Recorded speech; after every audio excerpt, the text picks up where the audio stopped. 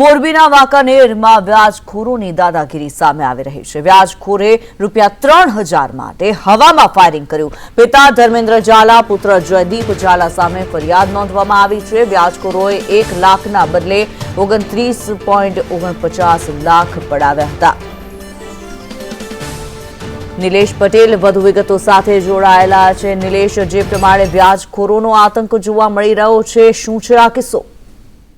કિન્નરી, આ જે કિસ્સો છે અરણીટીંબા ગામ છે વાંકાનેરનું, ત્યાંનો કિસ્સો છે અને ખરેખર આ સામૂહિક શોષણનો કિસ્સો છે। કારણ કે બે પરિવારની જે જુદી જુદી બે ફરિયાદો આમાં સામે આવી છે, જેમાં એક પરિવારની 1 લાખ રૂપિયાની સામે 29.49 લાખ રૂપિયા જેટલું જે વ્યાજ વસૂલવામાં આવ્યું, એની જમીન પણ વેચી નાખવામાં આવી। તો જે બીજો કિસ્સો છે એમાં મધ્યાહન ભોજન યોજનામાં કામ કરતા જે બેન હતા, એમના પતિના કેન્સરની સારવાર માટે થોડા પૈસા લીધા હતા અને તેનું હેવી વ્યાજ 5% જેટલું વ્યાજ ભરવા છતાં માત્ર 3000 રૂપિયા માટે જે આ આરોપીઓ છે, આરોપીઓએ ત્યાં આવીને ફાયરિંગ હવામાં કર્યું હતું અને આ પરિવારને ડરાવવાની કોશિશ કરી હતી। એટલે જે જૂના સમયમાં જે એક ગામની અંદર કોઈ વ્યક્તિ હોય ને જે રીતે શોષણ કરતો ગરીબોનું, એ પ્રમાણેનો આ કિસ્સો જે છે એ સામે આવ્યો છે।